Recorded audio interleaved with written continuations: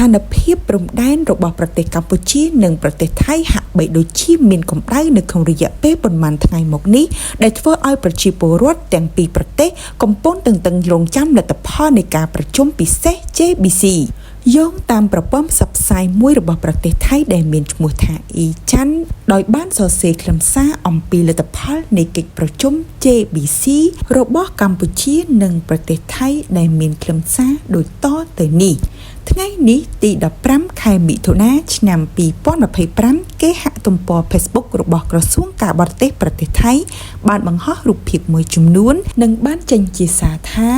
ឯកអគ្គរដ្ឋទូតប្រធានគណៈកម្មការព្រំដែនចម្រុះរវាងថៃនិងកម្ពុជាភាគីថៃនិងភាគីកម្ពុជាដែលជារដ្ឋមន្ត្រីទទួលបន្ទុកកិច្ចការព្រំដែននិងជាប្រធានលេខាធិការដ្ឋាននៃការិយាល័យកិច្ចការព្រំដែនជាតិកម្ពុជាដែលជាសហប្រធាននៃភាគីកម្ពុជាបានធ្វើជាសហប្រធានក្នុងពិធីបិទកិច្ចប្រជុំគណៈកម្មការព្រំដែនចម្រុះកម្ពុជាថៃដែលកិច្ចប្រជុំនេះបានធ្វើឡើងនៅរាជធានីភ្នំពេញកិច្ចពិភាក្សាប្រព្រឹត្តទៅដោយរលូននិងមិត្តភាពដោយភាគីទាំងពីរបានសម្ដែងការដឹងគុណចំពោះការបញ្ចប់កិច្ចប្រជុំដោយជោគជ័យដោយសង្កត់ធ្ងន់លើសារៈសំខាន់និងប្រសិទ្ធភាពនៃ JBC ដែលជាយន្តការទ្វេភាគីដ៏សំខាន់សម្រាប់ការចរចាព្រំដែនរវាងប្រទេសទាំងពីរ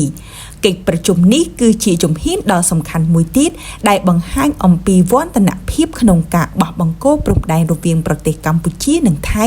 ដែលមានប្រវែងប្រហែល800គីឡូម៉ែត្រនិងបានជួយកាត់បន្ថយភាពតានតឹងនៅព្រំដែនហើយភាគីទាំងពីរនៅតែមានភារកិច្ចពិភាក្សានិងធ្វើការជាមួយគ្នាប្រទេសថៃនឹងធ្វើជាម្ចាស់ផ្ទះនៃកិច្ចប្រជុំពិសេសបន្ទាប់របស់ JBC នៅខែកញ្ញា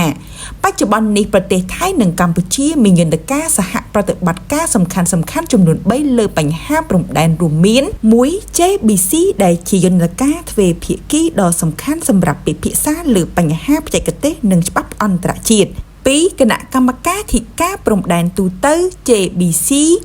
ដែលជាយន្តការសន្តិសុខទ្វេភាគីកម្រិតខ្ពស់ដឹកនាំដោយរដ្ឋមន្ត្រីការពារជាតិថៃនិងកម្ពុជាដើម្បីពិភាក្សាអំពីគោលការណ៍ណែនាំនិងវិធានការសម្របសម្រួលដើម្បីជំរុញកិច្ចសហប្រតិបត្តិការនិងរក្សាសន្តិភាពនិងសណ្ដាប់ធ្នាប់នៅតាមតំបន់ព្រំដែននៃប្រទេសទាំងពីរនិងទី3គណៈកម្មការធិការព្រំដែនក្នុងតំបន់ RBC គឺជាយន្តការយោធាទ្វេភាគីដើម្បីពិភាក្សានៅថ្នាក់មូលដ្ឋានអំពីការគ្រប់គ្រងព្រំដែន